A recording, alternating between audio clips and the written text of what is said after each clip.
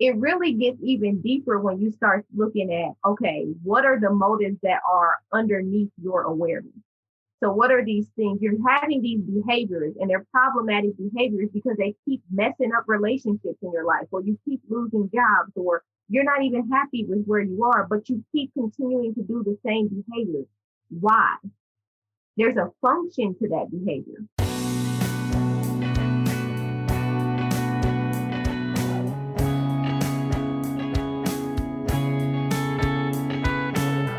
Empower You podcast is devoted to bringing real world wisdom and encouragement to our listeners.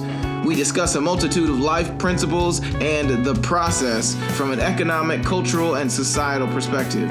We believe that through tough conversations and shared wisdom, we can pave the path and leave a ladder for the future. Subscribe to our channel and let us empower you.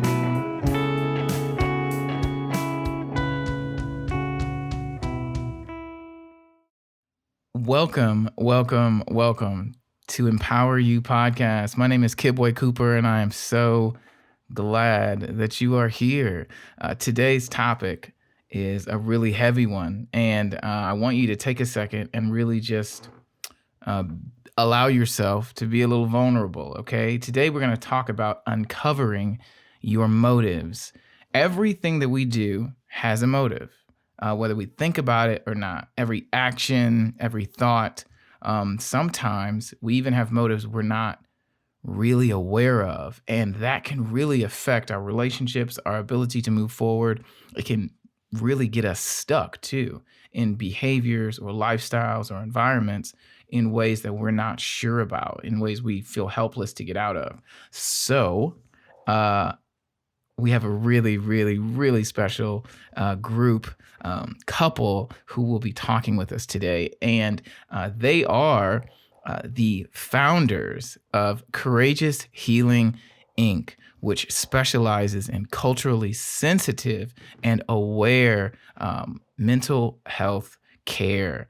And we are so fortunate to have them. We have been volleying back and forth dates for this interview for weeks. So this is really special, and I really hope you all enjoy yourselves. Aaron and Janell Lane are doing amazing work in the Fort Wayne community. You can also find them online at courageoushealing.org. And we're just really happy to have them. Aaron, Janell, how are you all? Thank you so much for being here. Hey, we're doing well. Thank you for having us. Yeah, we're doing good. Good. So before we get started, I would love for you to take just a couple minutes and tell me, us, about kind of your background and what started Courageous Healing, Inc. and the work that you do. Not so much from a professional standpoint, but just your real intention, your real motive behind the work that you do and the reason you get up every day and stand in the gap for people. I'll kind of start letting you guys in, personally of who we are and what I like to call and what we like to call our first ministry. And then, I'll kind of let you talk about how Courageous Healing came to be and so forth. So we are Aaron and Janell Lane. We're married, going on 8 years now. We have 2 beautiful children that God has blessed us with. Jace, our son Jace, who is 6, and our daughter Nova, who is 3.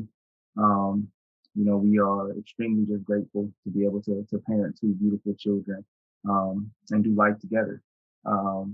My background is I have 2 masters, one in organizational leadership, as well as a second master's in social work. Have years of experience in personal and professional development, athletic training, and so forth. Certified in a lot of different things from DISC, MBTI, Learning, emotional intelligence, etc. You can just keep naming them. I've been privileged to have some experience in those different types of things. Yeah, and I'm a licensed mental health counselor by trade. Years of experience, over 12 plus years in the field. And honestly, Courageous Healing was birthed out of a seed that was planted years ago by God, where I kind of just noticed, even in my schooling and then post-school and a lot of places that I worked, the absence of therapists of color.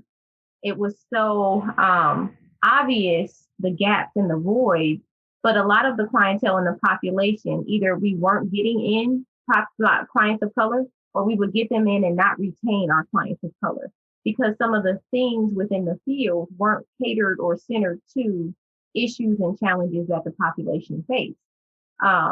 So after years of navigating spaces where I was the only or one of very few therapists of color, God just started nudging me about someday creating a space and a facility that would enable us to close the gap.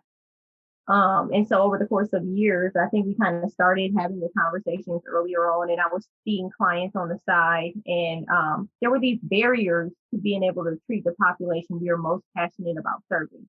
One, the stigma, and then two, cost and insurance was often a barrier. So I would end up, decreasing rates oftentimes to make it affordable for people to be able to have access, but even transportation and access and location of facilities not being in the heart of the communities where Black and brown populations are saturated. And so we stewarded this seed and this vision, and it just started to grow and take on a life of its own until something shifted one day, and it was no longer us pursuing the vision, but the vision started pursuing us. And now here we are, where it's contagious. So like everybody who learns about it, hears about it, gets involved, they get contagious. And it's so interesting to watch something go from a seed to like an actual manifestation of God's promises that is tangible and other people can feel and touch and get inspired by. So it's been a crazy journey. We're blessed, but that's not to say we have not felt the challenges, because it literally is a process, and we just continue to be overjoyed with what God is doing and gonna do. That's incredible. That is incredible. When you said it went from us chasing a dream to the dream chasing us, that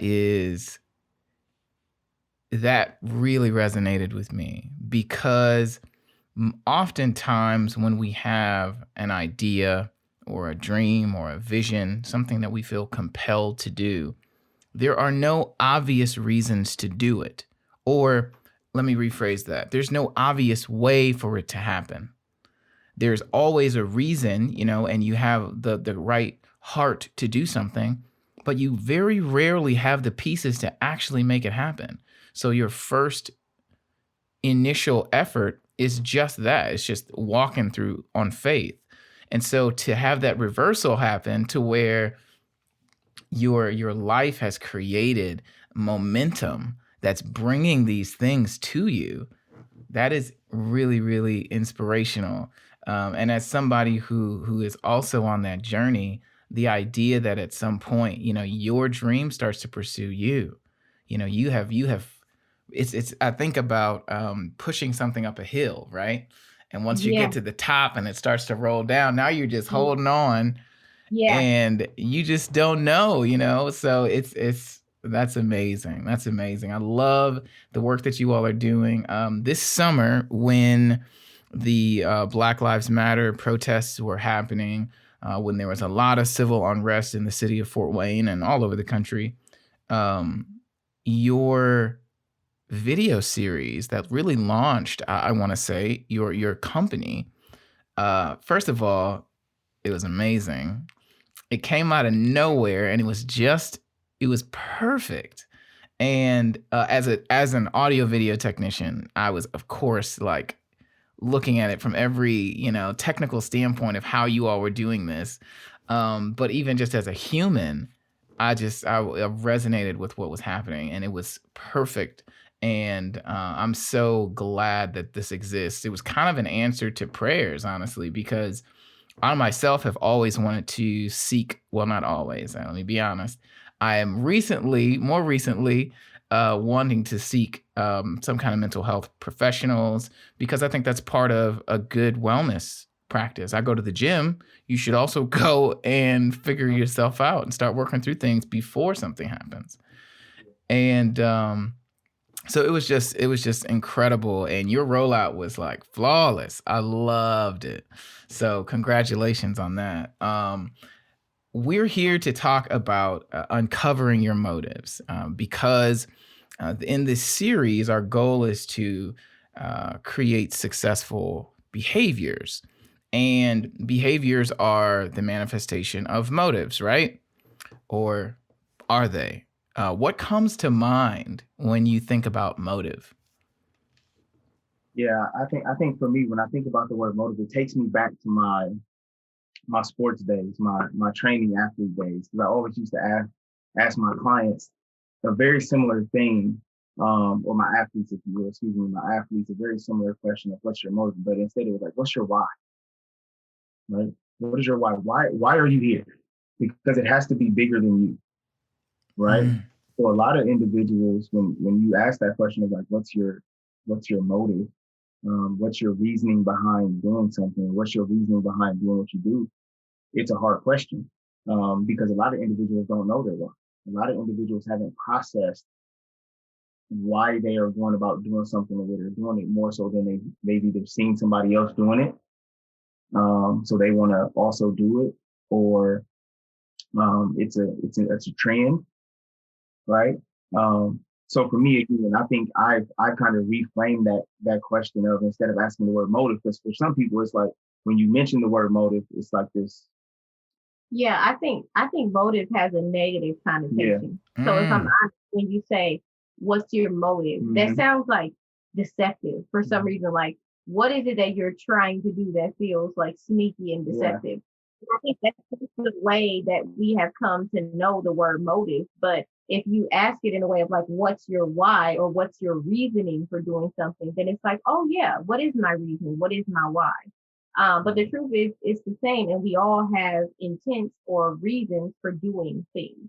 So, yeah, this is an interesting And it thing to dig deep. Yeah, it makes me think about too. I was actually having a conversation with someone earlier where we were talking about where they desire to get to, and I was basically asking them the question of what's your why. And Stephen Covey, in one of his leadership books, for highly effective leaders, talks about starting with the end in mind. Right, that's your why. Yeah. Right, start with the end in mind. And a lot of people, instead of starting with the end in mind and knowing where you're going, they just start taking steps. Right, so here you are, you're traveling to a destination that you don't even know what the destination is. So I think for most people, we need to become better at identifying the why and our motive, if you will. Identify the why so that you know where you're going, and then put the steps in place to help you get to where you're going.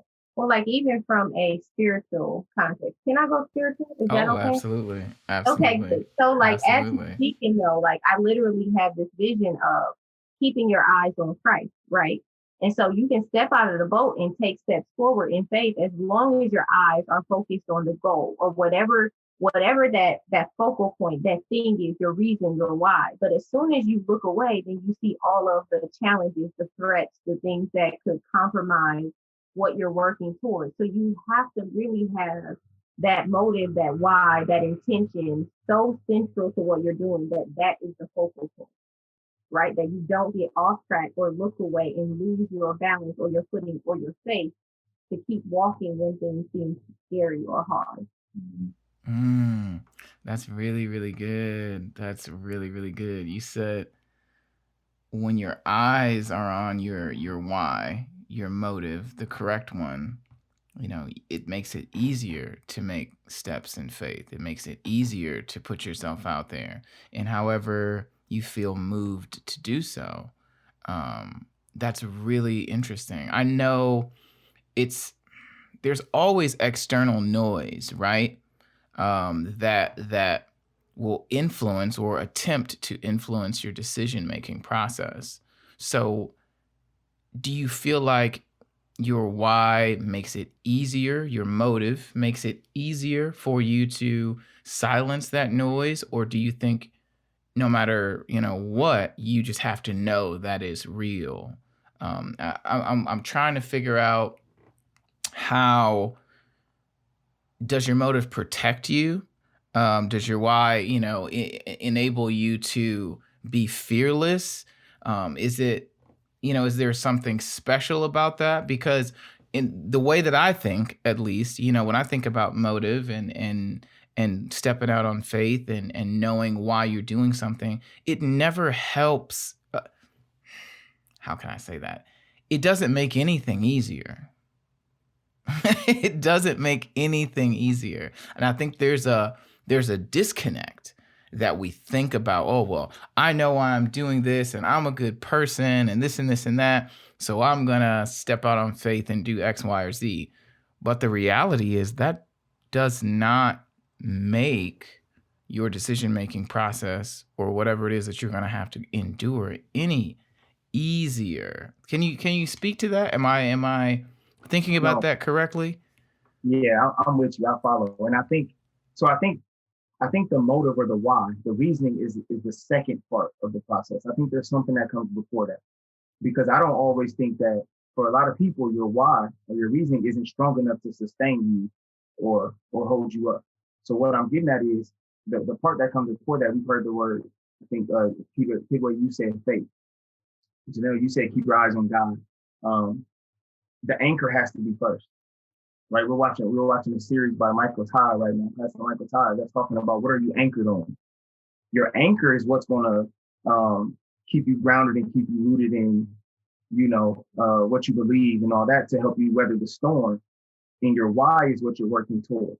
Does that make sense? Because your why, if your why isn't strong enough to sustain you or hold you up when the storm comes and all the naysayers come and all the negativity comes, your why is going to change. Your why is fluid, because before, the reason I was doing it was because of me. I didn't have a responsibility. I didn't have a wife. I didn't have kids, right? So I was doing it because I wanted to do it. I was doing it because I loved doing it. But then when I got married and I had kids, my why changed, right? Yeah. So then things change. So then my why changes. So my why may not always be able to hold me up or sustain me, but if my anchor is strong and my anchor is always God, no matter what comes at me, it's going to sustain me. Does that make sense? Today is the day, and now is the time. If you have a good idea, good intentions, and are looking for a way to get audience and to get your great message out to the world, I encourage you to start your very own podcast. You would be surprised the amount of folks who are waiting to hear your content. My name is Kidway Cooper, and I have been an audio engineer for the past 7 years, and I am offering one-on-one coaching to help you get through the beginning stages of creating your very own podcast. Please reach out to me and let me know how I can help you. My email address is empoweryoupodcast@gmail.com. We offer one-on-one coaching, a live masterclass, and even a 10-module course that will take you through the entire process of creating, producing, and distributing your podcast to your very own listeners. This is a great avenue to connect with your audience and to connect with people who are in need of your voice. Again, reach out to me at empoweryoupodcast@gmail.com and let's get your podcast started today. Yeah, it does. And you said something that I really didn't think about. You said your why, or your why can change. I guess I had never really thought about that. So I think about motive, why, as being a definite thing. Like, I'm doing this because no matter what. And what it sounds like you're saying is that's the same process, but the why behind it, the destination could look different depending on what's going on in your life. That is intimidating. I'll be honest with you. So I'm over here processing, because what we're talking about is so deep, it's easy to get lost in it. Yeah. So, like, as I'm processing, though, I think when you almost have to look at intention and awareness, right? When you're looking at motive, because you might not necessarily be aware of your motive or reason for doing something. But there are other times where you do have an intention. The outcome might not always align with the intention, but you have something you're trying to do. So Oh. if you decide that you want to, get a job, go after this job, there's a reason that you are wanting to pursue a certain job. Your why might be to take care of your family and to find enjoyment or work that you love. But, there may be other motives as well. The motives, to me, oftentimes you're not aware of, right? Your intention is one thing, your why is another thing. But some other motives might be, if I have a job and secure income, you might not like how that feels to be the man of the house and I have a job and you don't like how that feels.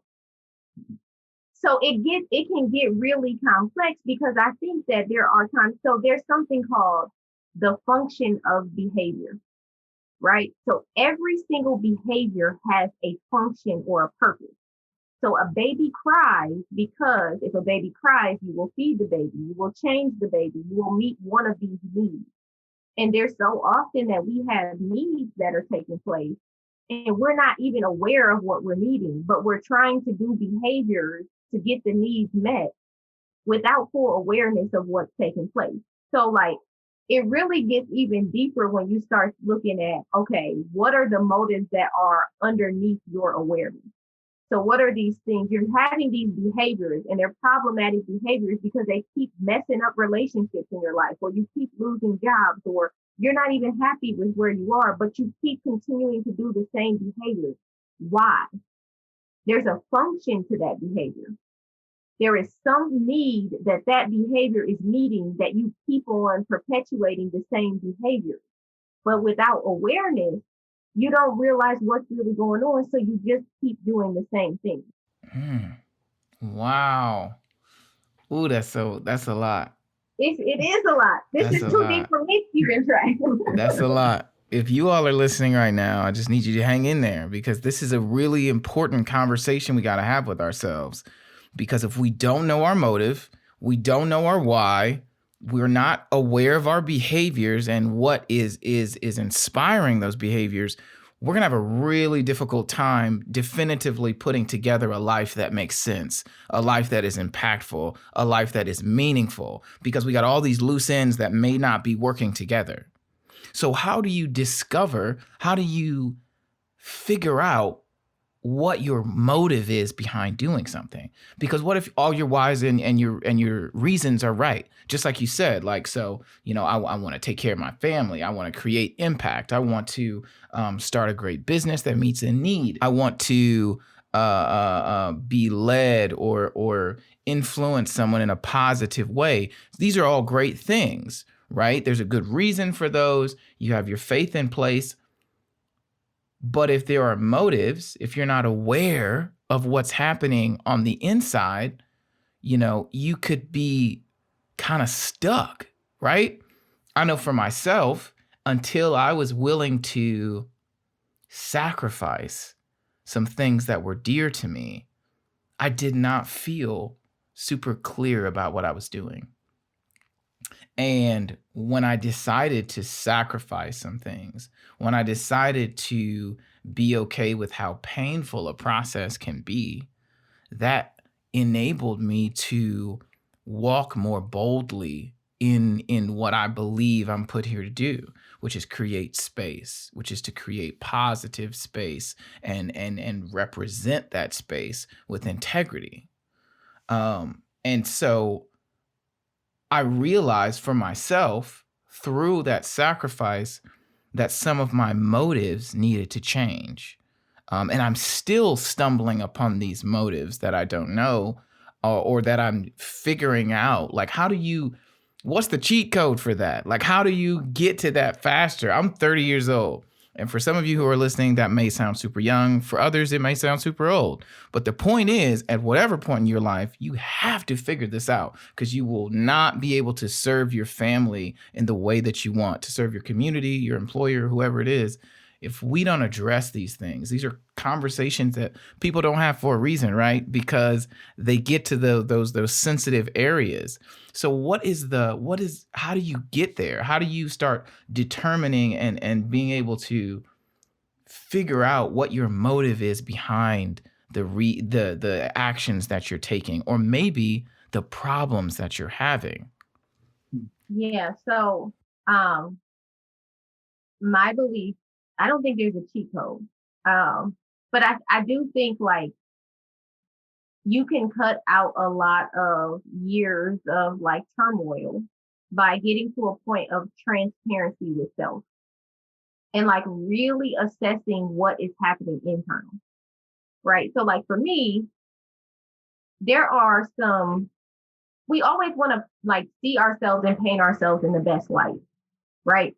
Most people who come to counseling, they come because this person's doing this and this person's doing that and this person's doing that. And at work, this is happening to me. Why does this always happen to me? Why are all these people doing this to me, right? But what's the common denominator in that equation? You. Me. Self. What is it about me that draws these behaviors or this same thing, pattern from other people? Oof. So why is it that this keeps on happening? It's something about me that's drawing that. Now, it may not be intentional on my part. It may not even be my thought. It may be that things happened to me as a child that predisposed me to being, nurturing and taking care of other people. So I attract people who need to be taken care of. Or that predisposed me to being victimized because I learned early that I was going to be victimized. So now I draw predators. So there's all these different things that can happen that predispose you, but the common denominator is food. And so what is it? What is it? Doing that internal self work, right? And so I can lead with, I love doing things to help and to take care of people and all these things because that looks good and that's celebrated, right? Oh, like, yay, you're very service oriented and you're loving, and I am, and I take care of people, and this is what I do. That's beautiful. So then my reasons or my why, I would say, is because I love taking care of people. But I got to be real clear with myself about my motive, right? So my motive is in my past, maybe I had some experiences early on where I was parenting people early.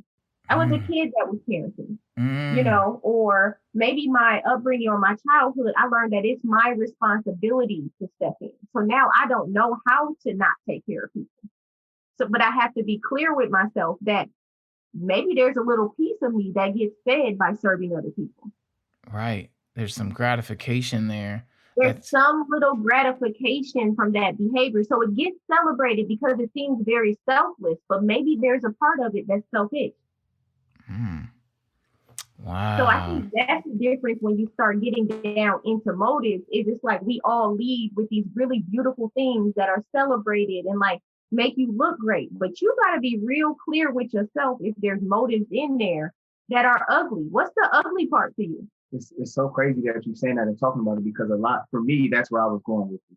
So for me, a lot of my own personal journey was identifying the selfish nature of why I was doing things and looking at it from the standpoint of, am I doing this because I truly want to help somebody, or am I doing this for what it says about me? Yeah. Right.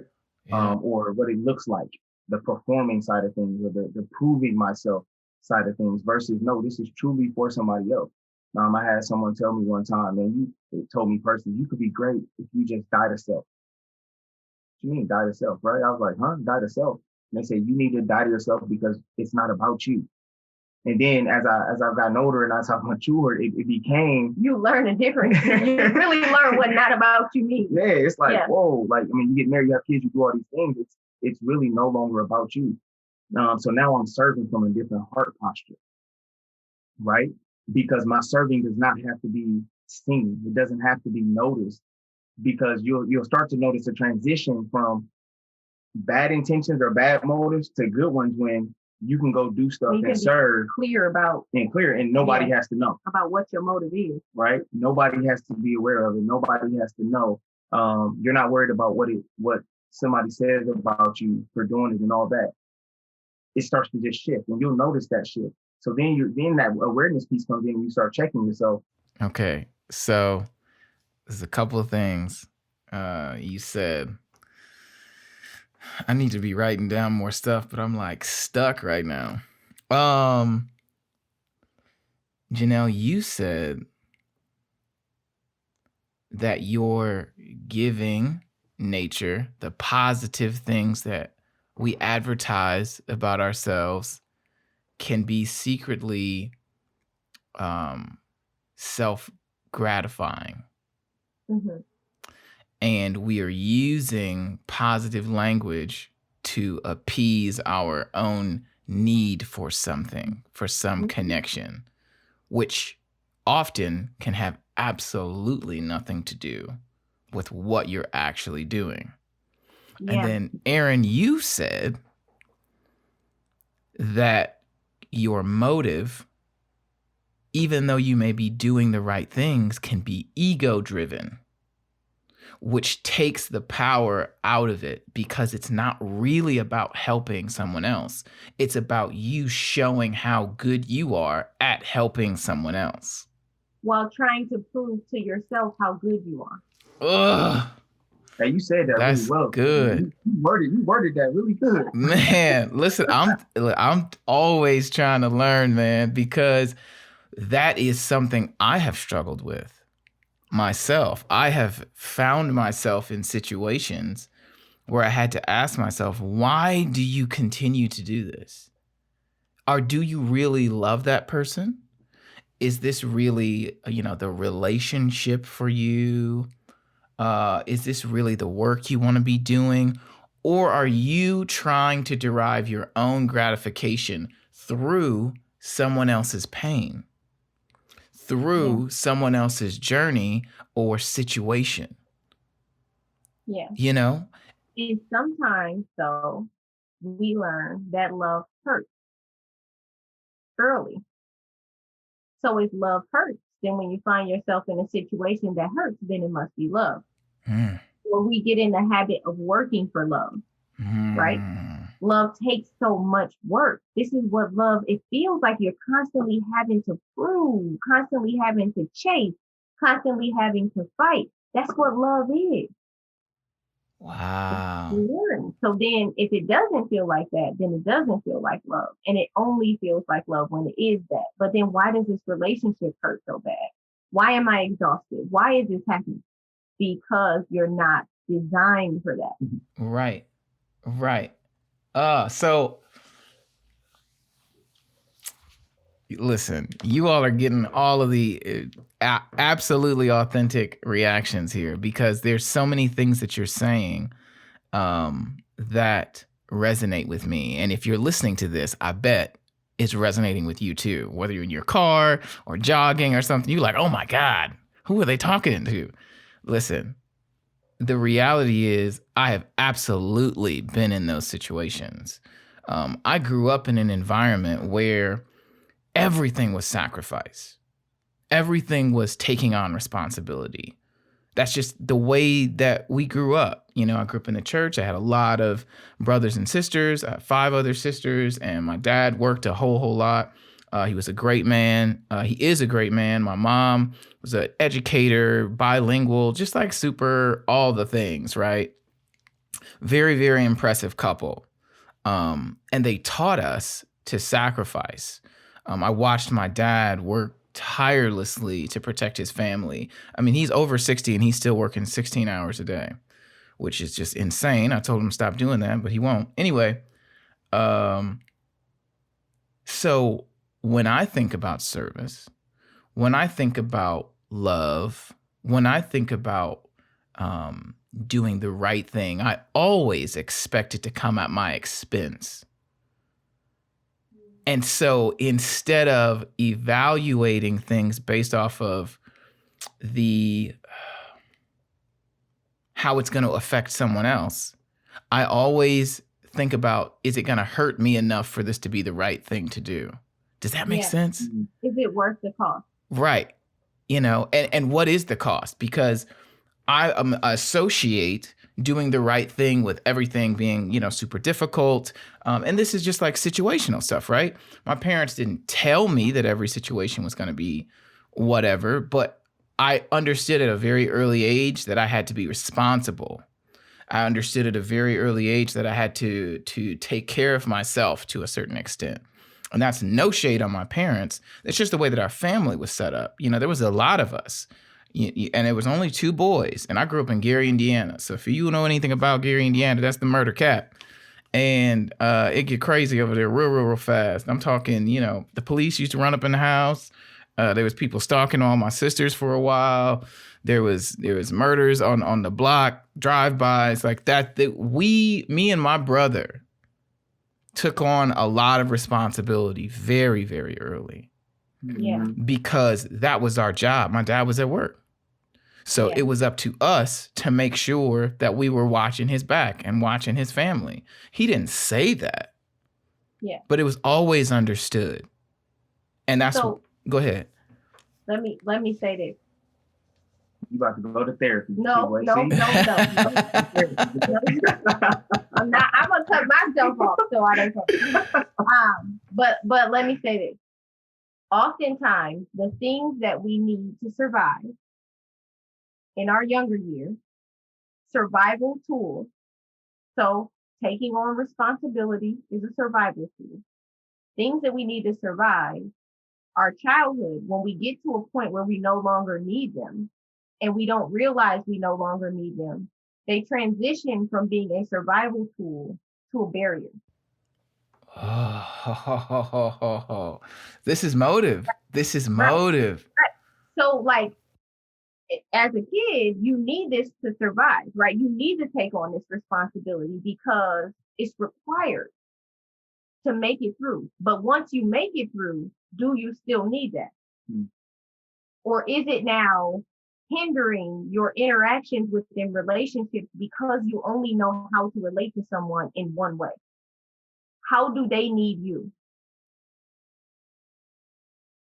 And if they don't need you, then what's your place? What does that say about you? What is your place in that dynamic? Wow. That is profoundly helpful, first of all, because that's so true. I look for situations where I can be of service. I used to have anxiety when I was a kid. Well, I still have anxiety in some aspects. And so I look for things to do. That was my escape. I would say, okay, I really don't feel comfortable in here. How can I help? Do you guys need the trash taken out? Can I help do this? Can I help do that? And that was my response to my own anxiety. And so it helps me build relationships now because I'm always willing to help, and I'm 100% okay with that. But it was born out of uncomfortability. When do you get tired of helping? Oh, all the time. That nobody sees when you need help. All the time. It is the death of most relationships because I do not fundamentally know how to allow myself to be helped the way that I want to help other people. And I think, that goes to my motive. I'm trying to serve other people so that they can see that I too need service. Yeah. Is that crazy? No, it's common. Very common. Yeah. That is. No, it's not crazy. That is amazing. It's not, but it's those motives that it would be easy to miss, right? Because your intent is good, helping, right? That's good. Nurturing, being responsible for people, that's good. But how does that really play out in your daily life? It plays out as being exhausted, right? Being frustrated, feeling isolated and alone, that nobody sees you and your needs, but you've trained them not to. Meanwhile, you're seeing everybody in their needs. Yeah. Yeah. Mm. It's time. And you're trying to love people. You're trying to love people in a way that you desire to be loved. Yeah. Yeah. I mean, a lot of people in the helping profession live that same life. It's very common because we love and give and support in the ways we would like to see that returned and reflected back to us. And when it's not, we're frustrated and disappointed. But this is how we interact with people. I'm capable. I'm competent. I'm here for you. But then, like, who's going to do that for me? Well, you don't need it. Wow. Ooh. Wow. How do you get there? Like, how do you, so I'm on this interview with 2 incredible professionals. And I'm obviously talking to you both. So for someone who is not on this interview, and they're listening to this, what would be some steps you would tell them to start that process, of uncovering their motive? Because what you're saying for me just makes absolute sense. And it has been really frustrating, heavy, isolating, trying to figure that out. And, again, I'm 30, and I feel like in the last maybe 12 months, I've really understood that my giving is somehow, or is sometimes, as selfish as taking, because I'm giving because I want to receive that same warmth back. And when I don't, because I am okay with responsibility, I just take it on and keep moving. I don't expect it, but that's my motive. I want that. That's wild. Yeah. Yeah, but I think that's why it boils back down to that awareness and transparency that we talked about earlier on. That transparency, and first that awareness in yourself about what's really happening internally. And then that transparency to be able to keep it real with yourself. Am I doing this for the right reasons? And then to be able to communicate and articulate with people who can hold you accountable, right? So as his spouse, if I know how this stuff shows up for him, when I see him do it, I can hold him accountable. Wait a minute. Now, are you doing this because this is for me or for you? Right? Or are you doing this because you can say no? It's okay to say no. We don't have to show up all the time. For everybody, everywhere, all the time, we have to find our no's. It's okay. And he can hold me accountable, right? Because if I'm like burning at every single end to where I'm not functioning and short tempered with everybody around the house, he's like, okay, you sit this one out. You good. This one, because you have to keep each other in check, and you got to be able to have those accountability partners who see you, who you are honest and transparent enough with, that they see you, not the you. And it's not a front. It's what is it called, where you switch when you're around different people? Like you bring out a different part of me than code switching. It's code switching. So we all code switch, right? I'm different when I'm with him than I'm with my pastor. I'm different with my pastor than I am with my girlfriend. And it's authentically still who I am. Right. But they pull out a different part of me. Right. And I truly believe that the people you love to be around bring out the best version of you, right? That you feel you want to be around those people more, that bring out the parts of you that you love most. Yeah. Right. Because it feels like home. But there are, if somebody genuinely loves me enough and is safe enough, I can let my guard down and he sees me, every single part of me. So when I am out of alignment or out of line or slipping into performance mode or whatever, he can pull me back in and say, no, let's work towards what we've been saying we're going to work towards. Like, let's keep everything in check. Let's set a boundary here. Let's say no to that one or whatever it is, Yeah. Ooh, that is powerful. That is powerful, because being stuck in a habit or a pattern that is not authentic to you, or that is not positive for you, it's not beneficial for you, is a real thing that I believe many people, not only just, in our community, but just around the world, that we struggle with because of all the filters we grow up with. It's difficult to be transparent about how you feel. I'll use my brother, for example. Hopefully he's not going to be too upset, but my brother is probably one of the most passionate people that I know.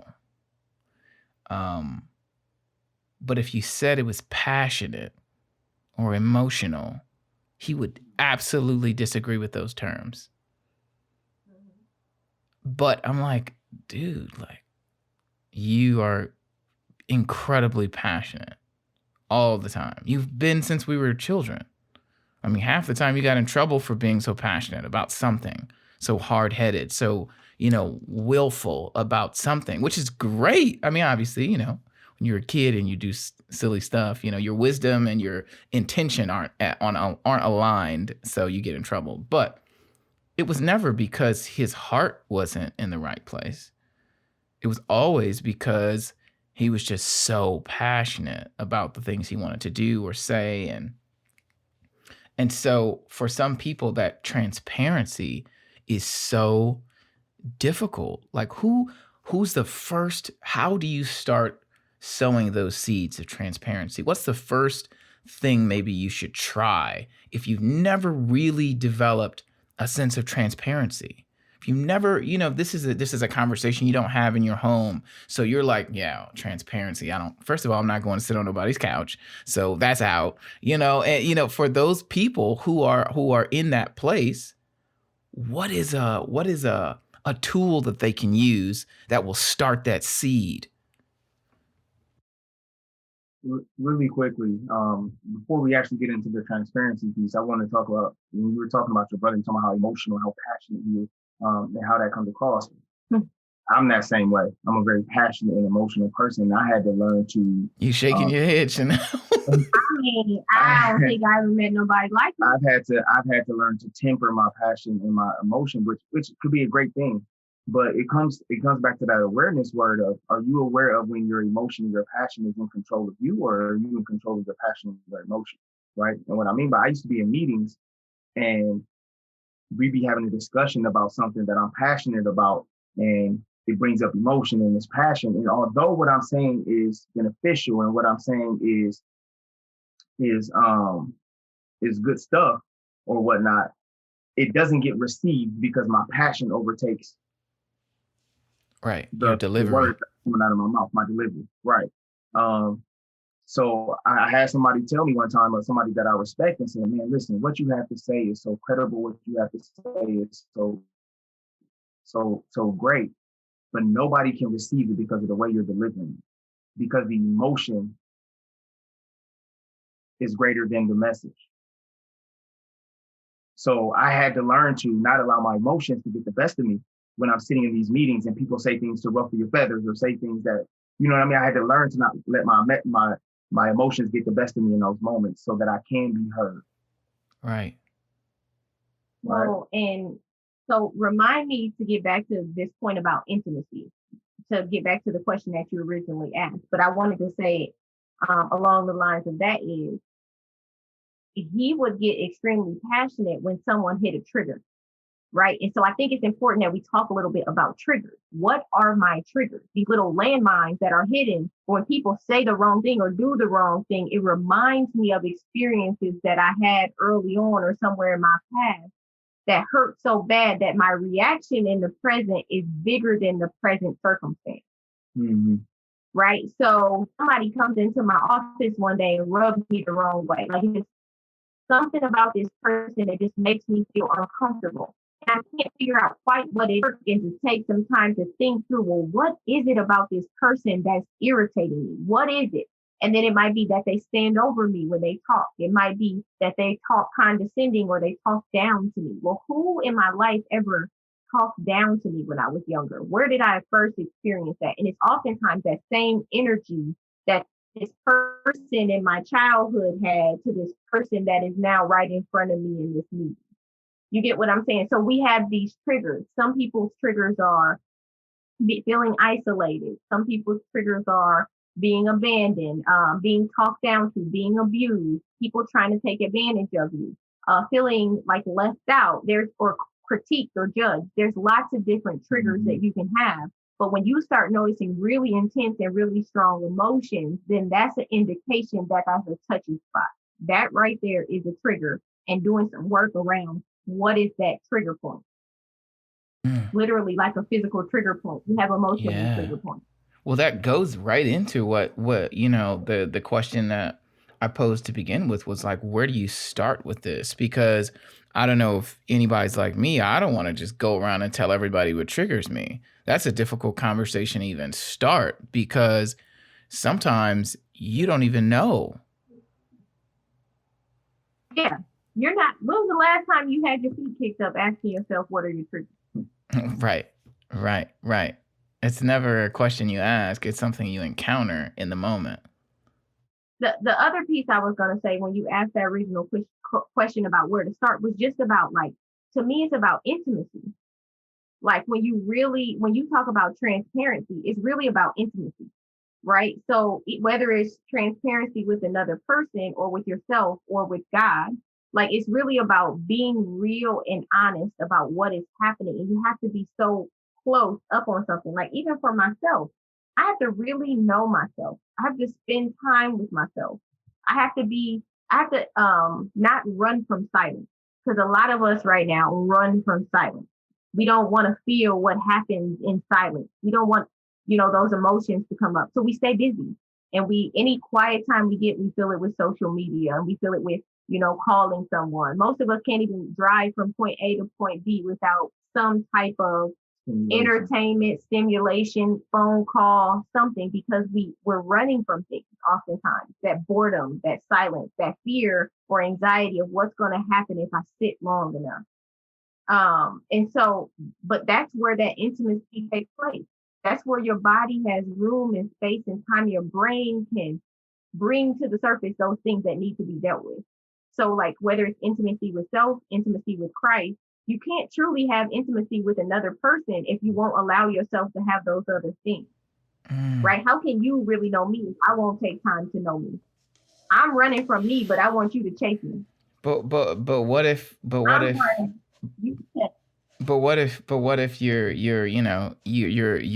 transparent with God, and you don't need to be talking about all the rest of the stuff you got going on. You're transparent with your pastor, and you don't need to be, transparent with anybody else. I grew up thinking that the only place you went to go get help for anything was the church.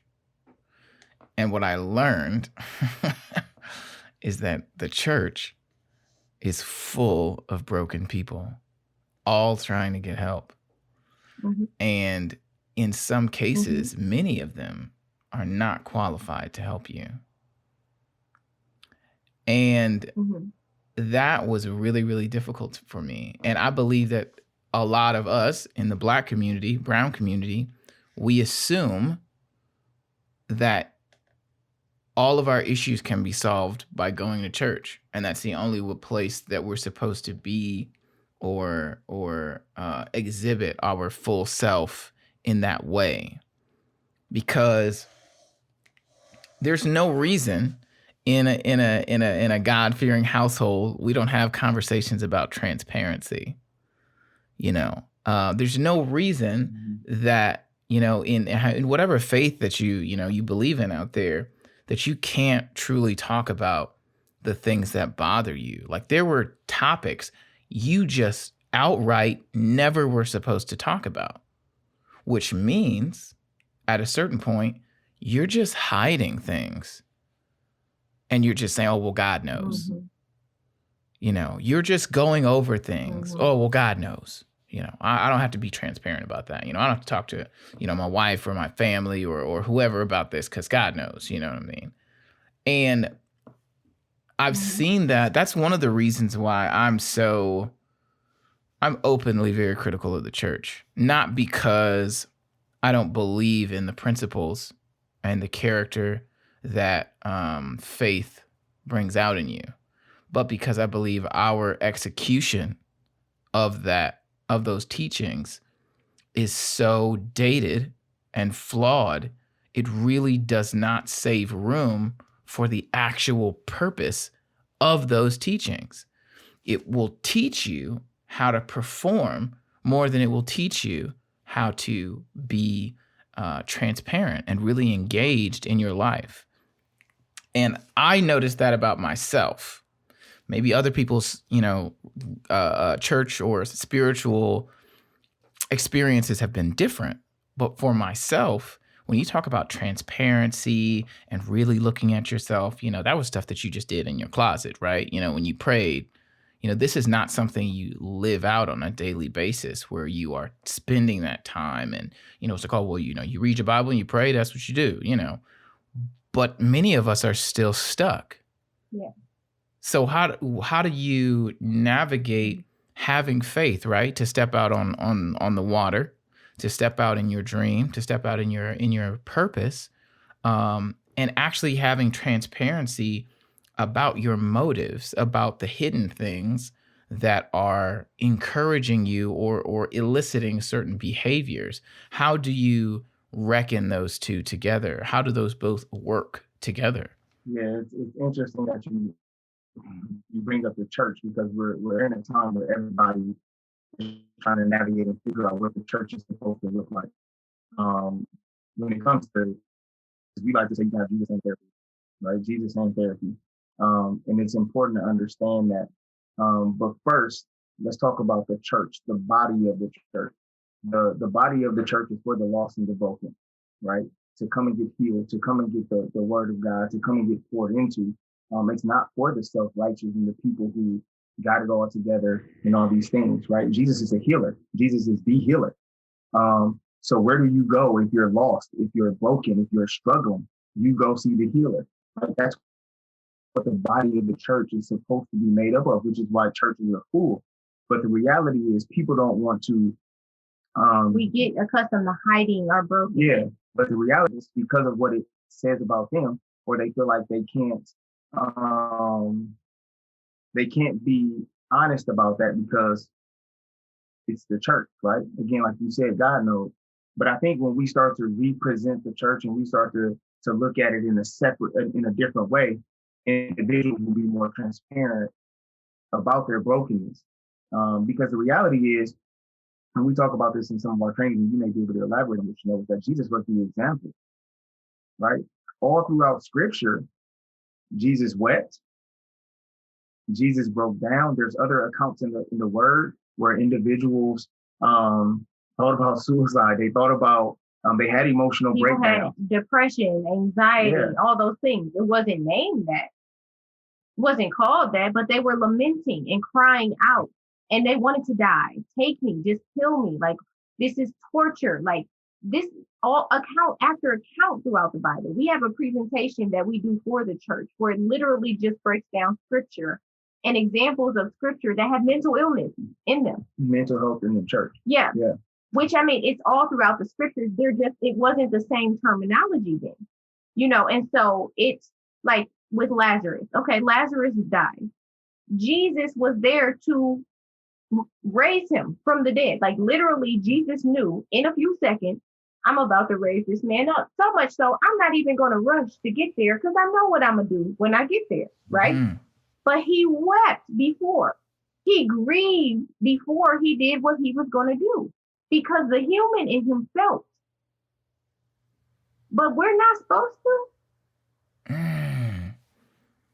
Like we have to just have realistic expectations of what the church actually is if we're really following the model.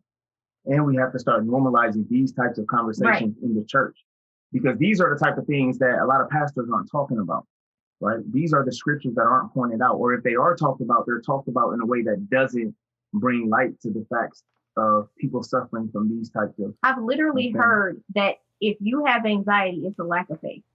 Oh, yeah.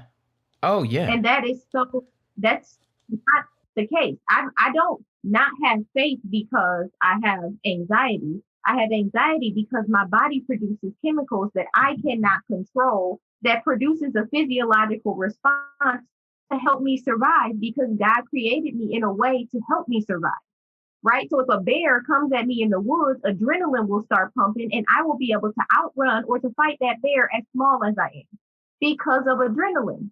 And God put that in me so that I can survive. So I have anxiety for that reason. Now the world spews so many things. So now I'm having an experience that I should be able to talk myself through. And this fight or flight response is showing up when it shouldn't. But that doesn't mean that it's because I don't have faith. It just happens because my body and my mind are not always aligned. Right. Right. And so we should expect that a church is full of broken people, just as we would expect that a hospital is full of sick people. Right. That's what it's for. Right. Right. But we got to be real when we go to the hospital that we're sick. We're not there because we're great. That's a toughie. That's real. So when you're saying this, my thoughts are people are going to church because their motive is to appear whole rather than to seek help. Because if you only seek help in a way that is outwardly rewarding, because people are, oh, hey, good man, hey, man, brother, how you doing? Blah, blah, blah. All of those are dopamine hits, right? They're validating exchanges. But the reality is your motive for going there is to feel better about yourself rather than to admit that you need more help than a handshake can give you. Yeah, I think part of the problem is we get more in the habit of religion than focused on relationships. So we're used to going to church because we've always gone to church. It's a part of our routine. It's what you do. There's traditions to it. What do you do when you don't go if it's always been a part of your life and who you are? So there's these habits that get developed and formed. But really, that intimacy in relationship with Christ is something totally different than the practice of going to church, right? Are you going to, what is the function of the behavior? Are you going to church as a byproduct of this intimacy that you have with Christ? Or are you going to church because there's other functions to that behavior? That's powerful. And I think people got to get beyond looking at church as a building. Right. Right. Church is every day of the week. Church is how you live out your life. It's ministry. It's how you serve. It's are you reading the word? How are you feeling yourself? The actual going to a building on Sunday is like going to the hospital or the doctor to get some medicine, right? Yeah. You go to a church building on Sunday to hear a pastor give you the word and provide you some teaching, which is your medicine. Now you have to go home and you have to continue to take your medicine, but it's up to you to seek it. You see what I'm saying? It's up to you to do the work on your own, which requires you to. And as it pertains to pastors, like, I think, like, oftentimes this expectation that pastors will, like, the church being a place that you go and the pastor is the leader of the church, it puts this undue pressure on the pastor. But if you have the mentality that it's about relationship with Christ, my intimacy with Christ, and everything else that I do is operating from that, like, it's spilling over from that, right? It's a byproduct of this intimacy that I have with Christ. I serve because I am following a model that serves, right? And this is how he loves, so I mimic that love. So it's a byproduct of that. Me going to the church building and whether or not the pastor gives a good word that day, if he's on point, if he's feeling off, if he goes through whatever, like, he's a person, but he is not responsible for my intimacy with Christ. He can't do anything to impact my intimacy with Christ because this is a linear relationship. That's the key. It's misplaced idol. The key is misplaced idol. We can't forget who the ultimate, who sits on the throne, who's the idol, right? The idol is God. That's the source. But a lot of times with the churches, we put our pastor or our elders and our deacons and all these people, these leaders of the church, we put them in the seat and start to look at them in the way we should be looking at the model, which is God, right? Yeah. So we start to look at them in this way. No, they're people just like we are. That have needs, right? And that seeking have their approval. They have their own stuff that they're carrying as well. They're shepherding, which is a hard job. It's a hard job to shepherd a body of people and to try to help people navigate these individual walks and journeys.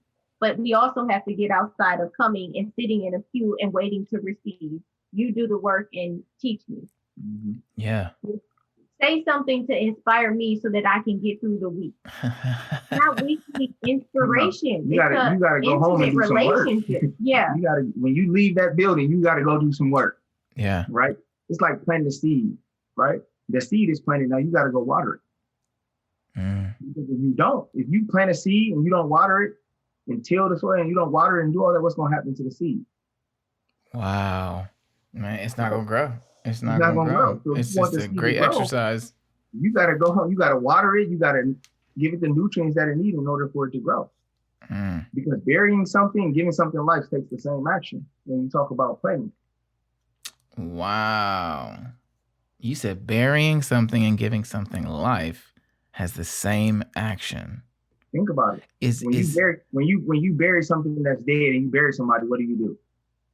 You dig it up. You got to put a hole in the ground. Yeah. You dig a hole, you put it in the ground, you put dirt and soil on top of it. When you plant something, when you plant food and fruit and vegetable, all that stuff, you dig a hole, you put a seed in the ground, you put dirt on top of it. What's the difference? What do you do to it? Your motive is to bury something, and your motive is to grow something on the other end. So there's action behind it. So you're going to water it. You're going to make sure it has the sun and the nutrients that it needs. You're going to do all of that in order for it to grow. Because if you don't, how do you know the difference between something that's dead and something that's alive that you just buried? Well, and the crazy thing is, if you feed and nurture dead things, even they will grow. So you plant something under the soil and you water the soil and you nurture and give sun and nutrients to that soil. Life is going to grow from that same soil that you buried something under. Wow. You just next level. So it's never too late, right? It's never too late. The conversation around uncovering your motives is such a deep and profound topic. And so we had to break up this interview with Courageous Healing into two parts. What you just heard is part 1. Part 2 will be available in the very next episode. Thank you so much for listening, and stay tuned. The second part of this conversation is even more thrilling, exciting, informative, and impactful than the first half. So I can't wait to share with you part 2 of Uncovering Your Motives with Courageous Healing, Inc. Thank you so much for listening, and I will talk to you a little later. Peace.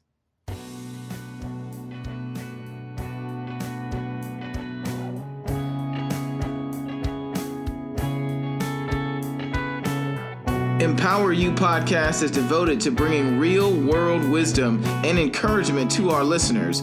We discuss a multitude of life principles and the process from an economic, cultural, and societal perspective. We believe that through tough conversations and shared wisdom, we can pave the path and leave a ladder for the future. Subscribe to our channel and let us empower you.